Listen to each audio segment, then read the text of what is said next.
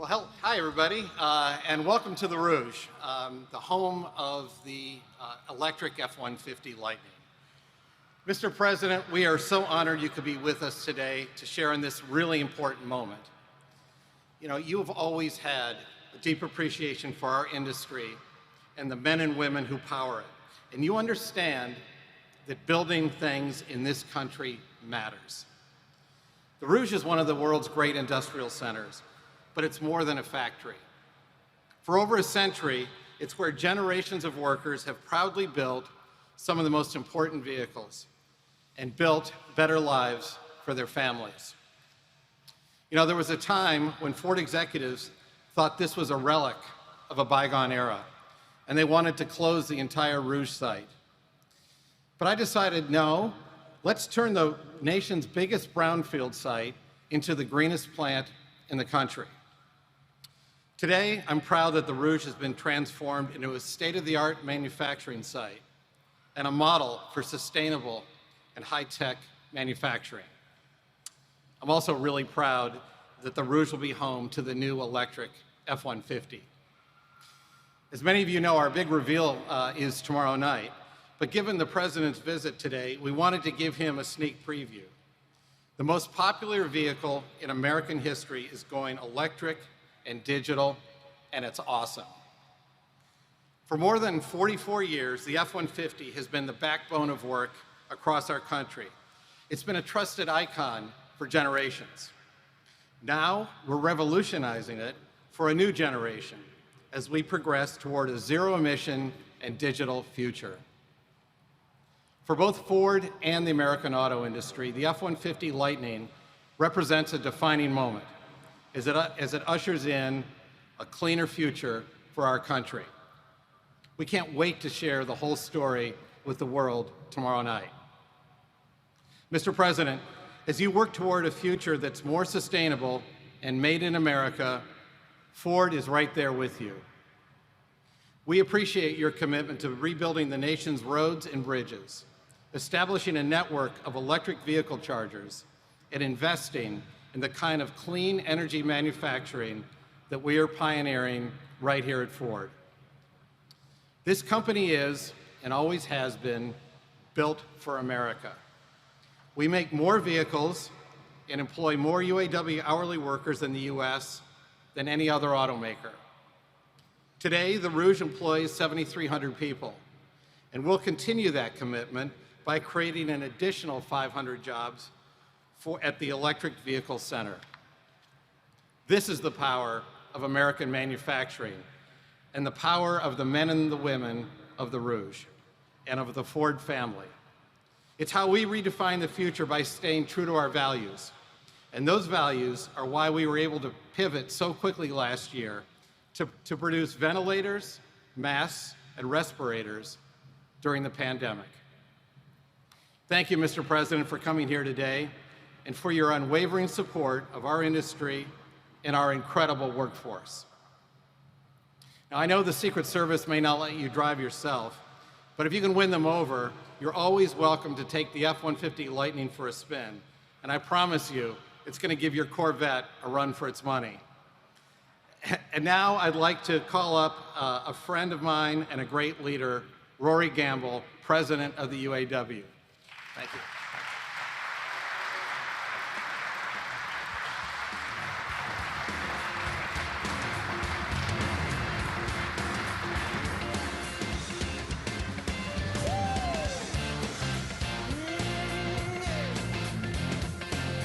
Hello, hello.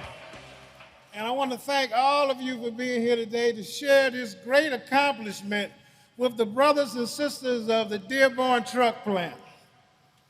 You guys supposed to clap. Oh.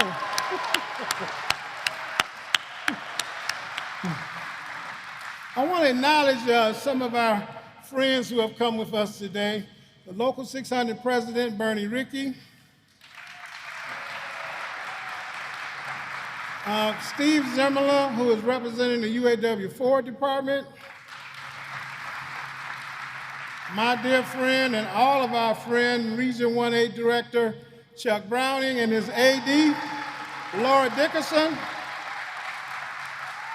And we have a host of Congress folks and all kind of folks who have joined us on this journey so many times. I can't list them all, but I would be remiss if I didn't acknowledge Congresswoman Debbie Dingell, Congresswoman Brenda Lawrence, Congresswoman Rashida Tlaib. That's my, Rashida Tlaib's kind of like the moral compass, When it's something that we need to get set right on, when the phone rang, I just said, Lord have mercy. Here it comes. But she's a dear friend, so thank you, Rashida. All right, this is a great day for me.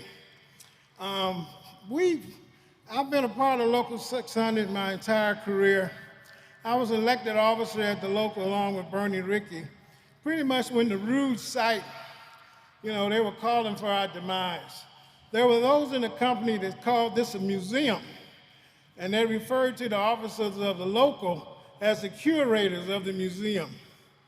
We were part of negotiations called the Rouge Viability Agreement, which Bill Ford championed very aggressively. At the time, we were pretty much dying on the vine.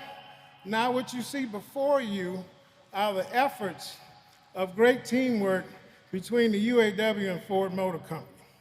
This is what teamwork can accomplish: building world-class vehicles that meet the needs of America and are ready for the challenges that the new technology will bring for us all. And at the same time, protecting good-paying American jobs, and the workers have the right to unionize and have a voice in the workplace.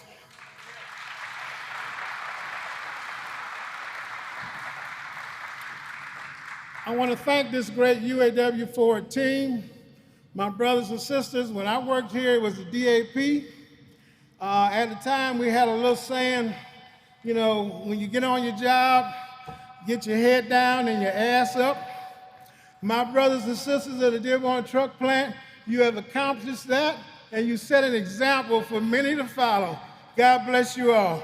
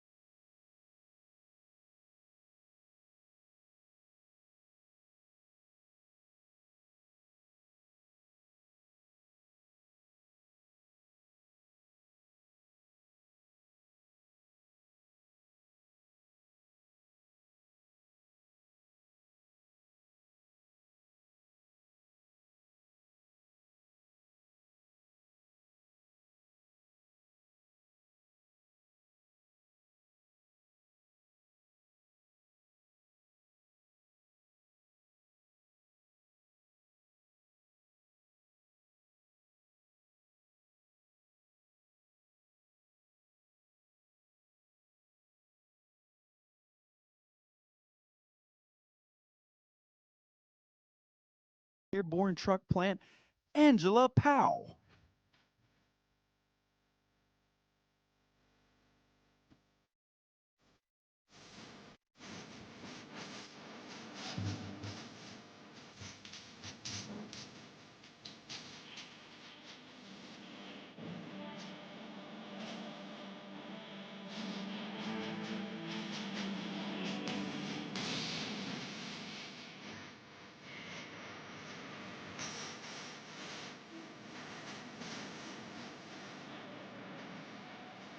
Good afternoon, everyone. My name is Angela Powell, and I work here at the Dearborn truck plant as a forklift operator. And I can't believe that I am standing here today. It is truly an honor, and I am deeply humbled to present to you today the President of the United States.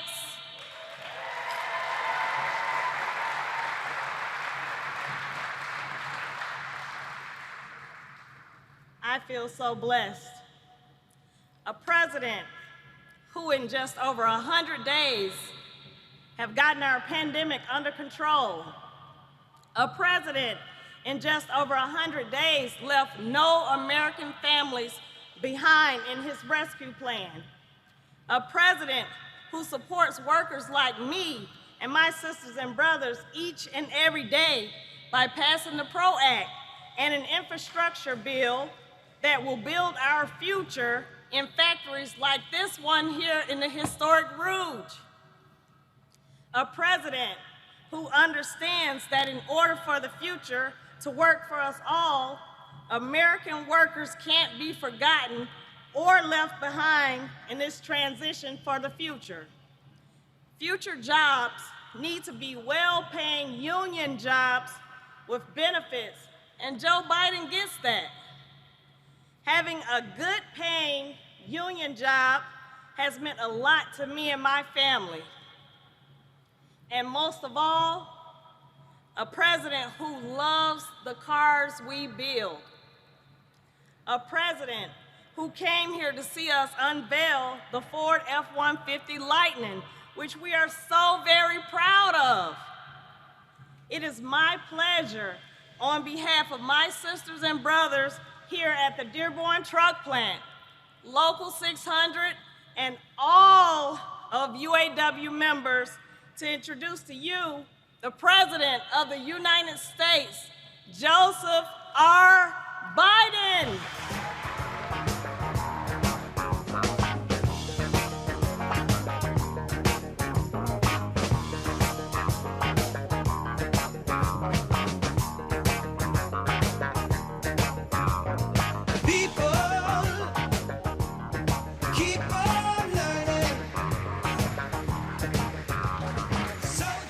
My name is Joe Biden, and I'm a car guy. Please sit down. I got through high school and college and law school because my dad ran an agency. And I'm delighted to be here. And I want to say something else up front. I'm standing here because about 180 years ago, when I first got elected to the Senate, Gov, the UAW elected me.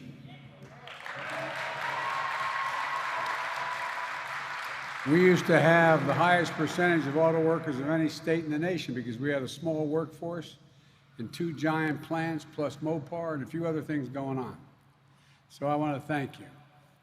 Look, and I want to thank a good friend of mine, Michigan Governor Gretchen Whitmer. As my mother would say, Gretchen,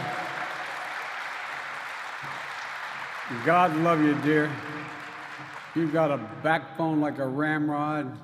You got a brain as big as anybody in the business, and you are so honorable. It's a delight to know you, and anything I can do, as I said to you before, I'll come campaign for you or against you, whichever will help the most. And Ange, I want to thank Angela. We were talking backstage, yeah, on the other side of the truck. And I want to thank her very much for being so gracious.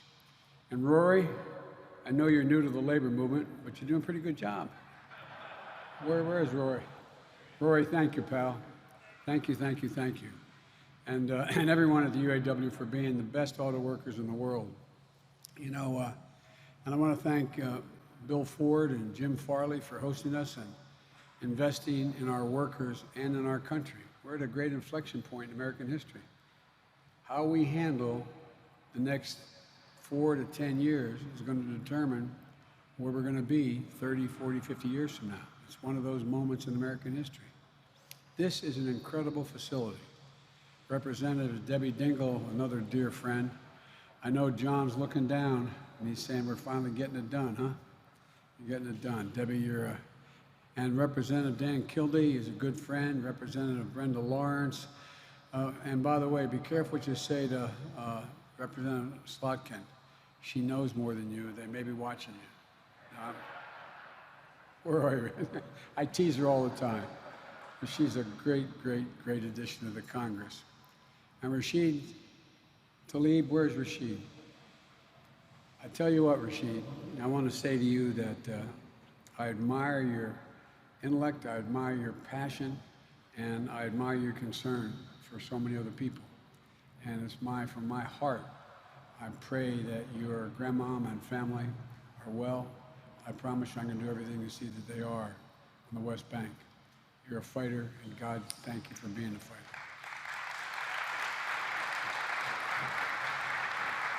And Andy Levin, know a lot of Levins, and Haley Stevens, I thank you all as well. And also want to thank Mayor Jim O'Reilly of Dearborn for the passport into the city. Thank you, Mr. Mayor. And my buddy, Mike Duggan, he is my mayor. I was sitting one day in the Oval with Barack Obama, President Obama, when I was vice president. And he looked at me like it was just something off the hook. He said, by the way, I want you to go fix Detroit. I said, say that again? What am I going to do? He said, you can get anybody in the government to go with you. You just do it. First call I made was this guy. You brought it off his knees. You brought it back. You're a great mayor, and you're a great friend. You got a lot of courage, Mr. Mayor. Thank you.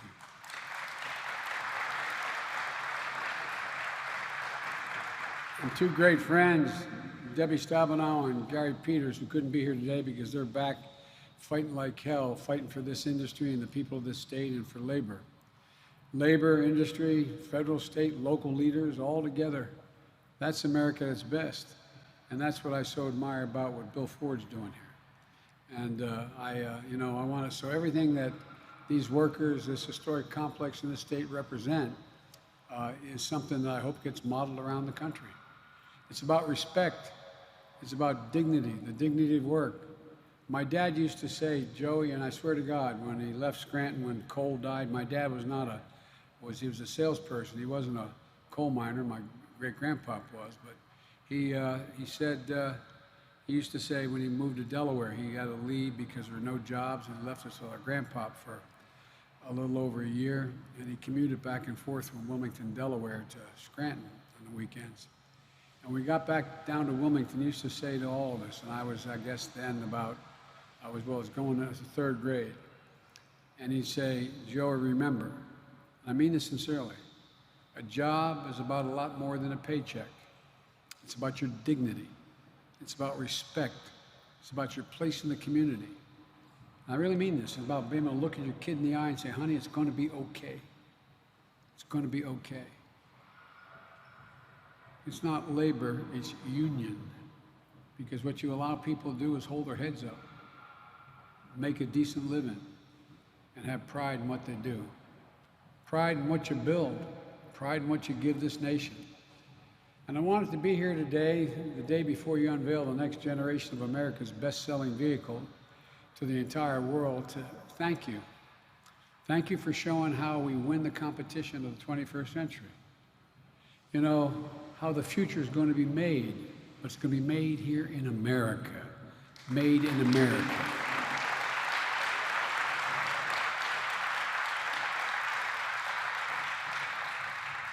I have to say, this brings me home. For more than 30 years, my dad, when we moved to Delaware, managed automobile dealerships in Delaware, including a Ford dealership. And man, did I like that 57 Ford Fairlane. Oh boy, it ain't got nothing on the F-150. But all kidding aside, that's what got me through school. And you know, I doubt I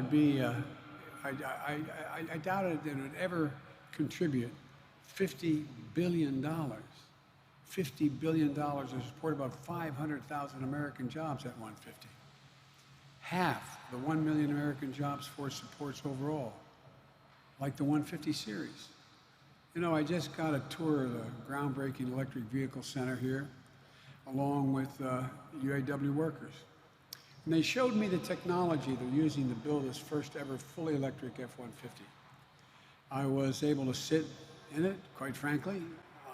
They let me see it, so I apologize to you and I won't see it till tomorrow, but damn, you're gonna like it. And I'd sure like to drive it. I wonder whether or not I can lose the Secret Service and go out to the track. But y'all think I'm kidding, don't you? The press knows I'm not. Look, the future of the auto industry is electric. There's no turning back. And as Rory says, the American auto industry is at a crossroads.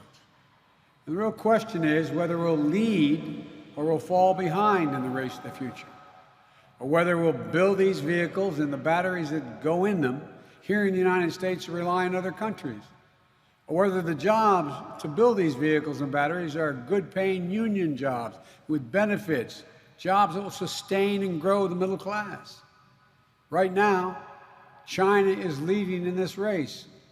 Make no bones about it. It's a fact. You know, we used to invest more in research and development than any country in the world.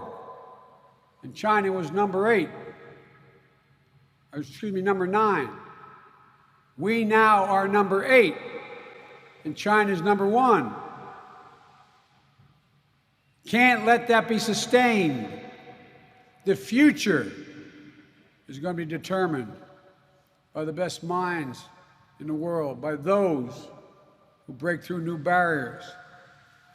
You know, it has, China, the largest, fastest growing electrical vehicle market in the world. And a key part of an electric vehicle is the battery.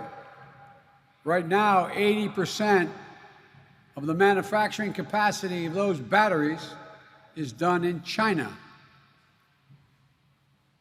So not the battery for the 150, F-150.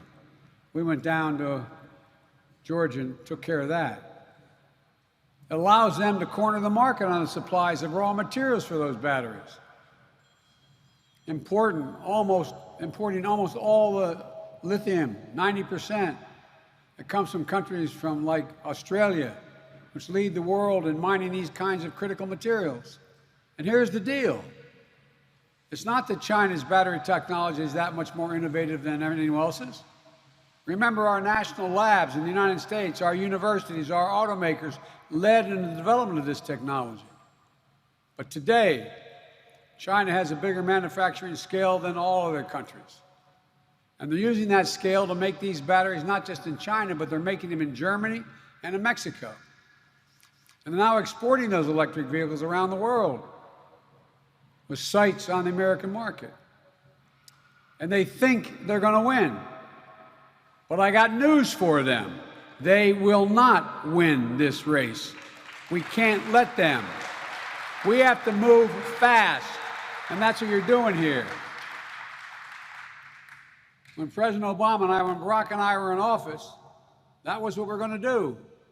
Remember 2009? The auto industry was flat on its back. And remember, I got criticized by the press because I was the auto guy pushing. Well, guess what? We were told that we'd never be able to sell American-made cars at the same rate as before.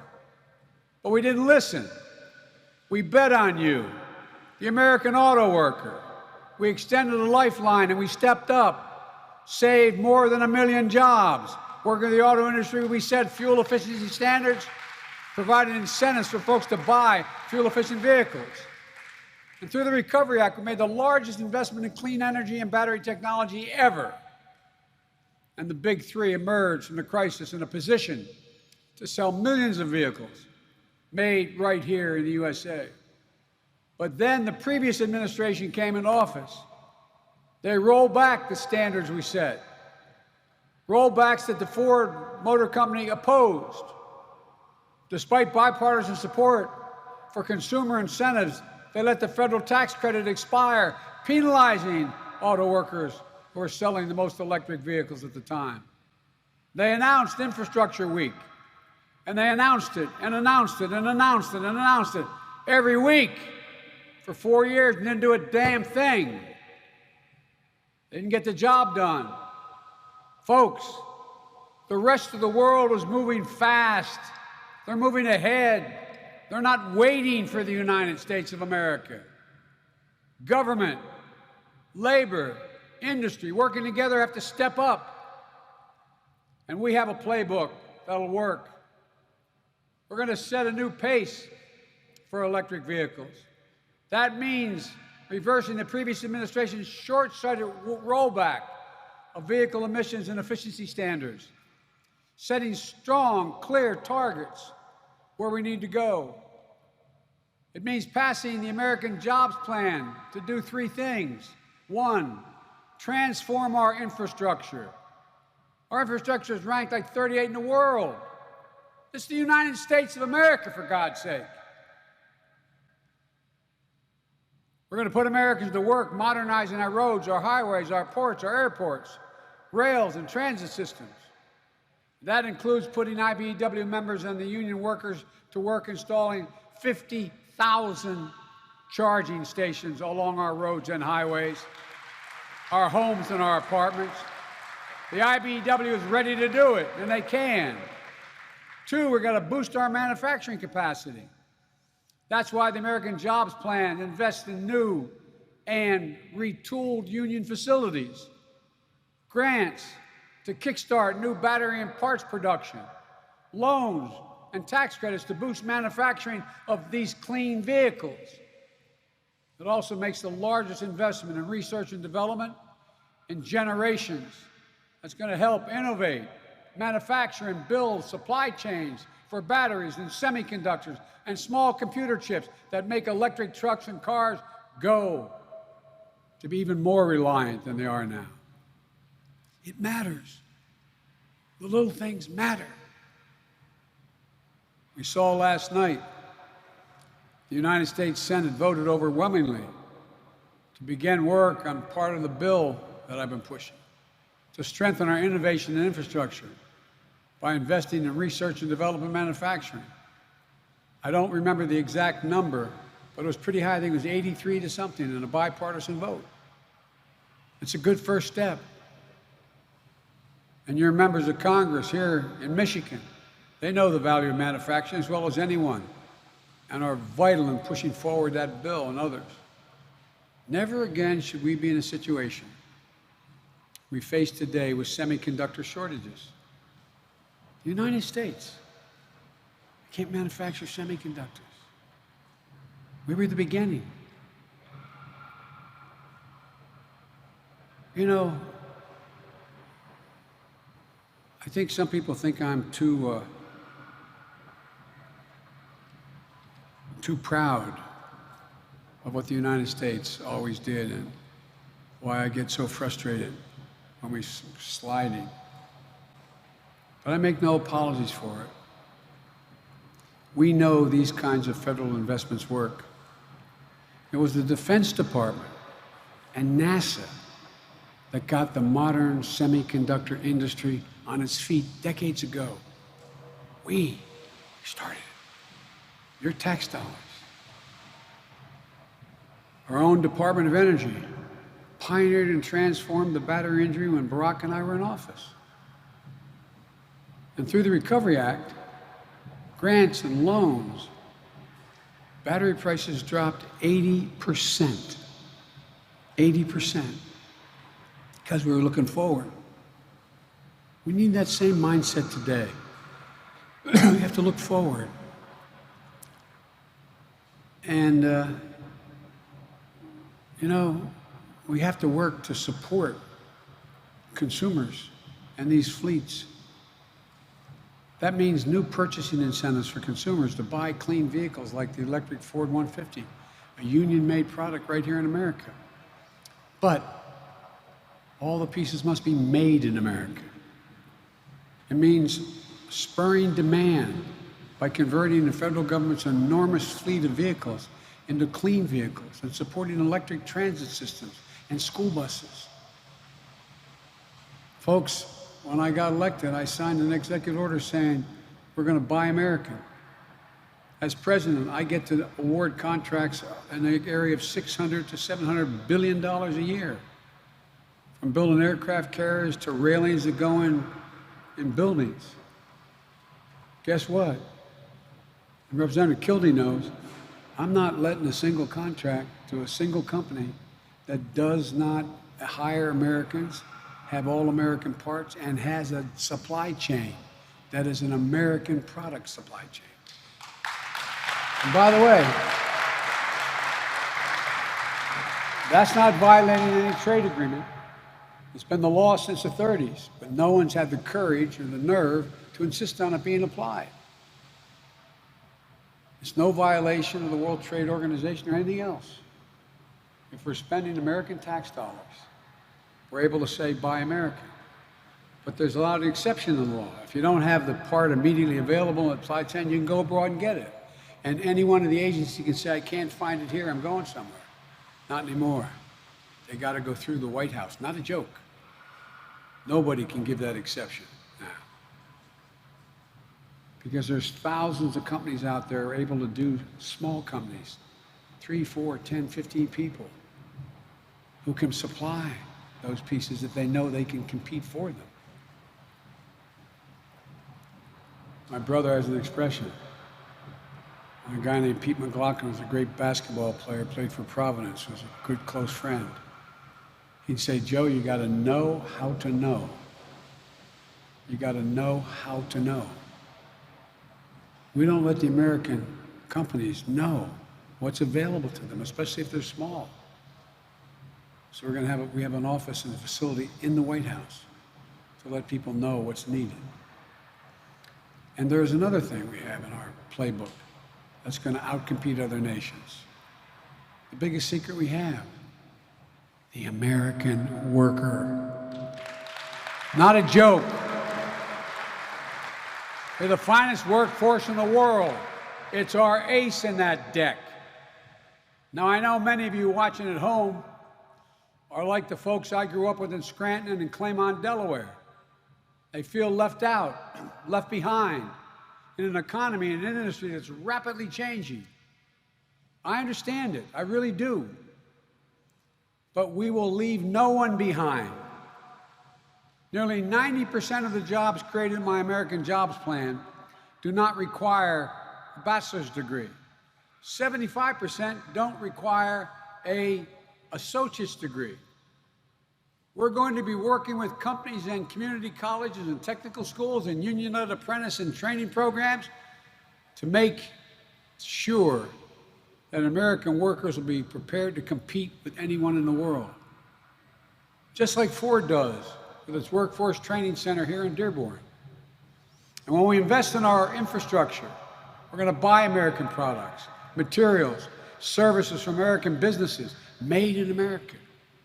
And we'll do everything in our power to encourage and protect the right of workers to unionize and collectively bargain.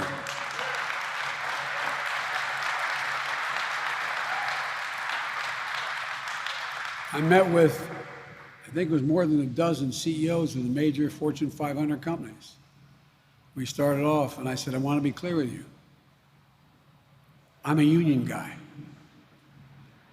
And every one of them but one said, I understand. Because now they're realizing what Mr. Ford realizes, that you are the best workers available. You're the best trained. You're the most capable. And you save overall. Bottom line, American Jobs Plan is a blue-collar blueprint to rebuild America, a blue-collar blueprint to build America.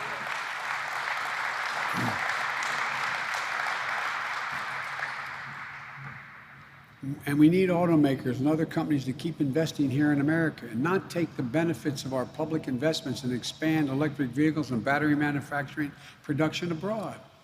We need you to deepen your partnership with the UAW, pay good wages, support communities like Dearborn across the country. We need to come together as a nation. The Vice President and I have had a number of meetings in the Oval Office with Republican leaders in Congress and members of Congress. We believe we can find a bipartisan deal on infrastructure. And we look forward to hearing more details of their proposal, which they're going to submit a counter proposal either later today or tomorrow to me. But we made one thing clear. We'll compromise, but doing nothing is not an option. Doing nothing is not an option. The world is not waiting, I say for a second time. I'll conclude with this. Last month, I kept my commitment to convene the leaders of the major economies around the world, from Russia, China, India, Japan, the European Union. I convened them all. I think there are 48 or 50 heads of state, presidents and prime ministers. A meeting I hosted by the White House, one of the most consequential issues facing the world, the climate crisis. And I made it clear at the outset, as each of these folks came on, what I've long believed. When I think of the climate crisis, beyond its devastation to lives and livelihoods and health of our very planet, I think jobs. I think jobs when I think climate change. Good paying union jobs. I think about the UAW workers here today. I wanted to make sure that the world could see that there was a consensus, that we are at an inflection point in our history, and almost every major leader in the world spoke to it. If we act to save the planet, we can create millions of good-paying jobs, generate significant economic growth and opportunity to raise the standard of living for people not only here, but around the world. But I also wanted to put the world on notice. America is back. America is back. And the competition for the 21st century, the future will be built right here in America. Look at this plan. We're moving, we're working again, we're dreaming again, we're discovering again, we're leading the world again. We have shown each other in the world that there's no quit in America. There's simply no quit in America. And that's never, ever. It's every time I have these sometimes knockdown, drag them out with heads of state in private, they'll say something, I say, look, it's never been a good bet to bet against America. Never, never, never. This is the United States of America. There's not a single thing, and I believe this every fiber of my being, not a single thing, nothing beyond our capacity when we act together. And that's exactly what we're about to do, starting with all of you, and thank you for allowing me to be here. May God bless you, and may God protect our troops. Thank you, thank you, thank you, thank you. Thank you.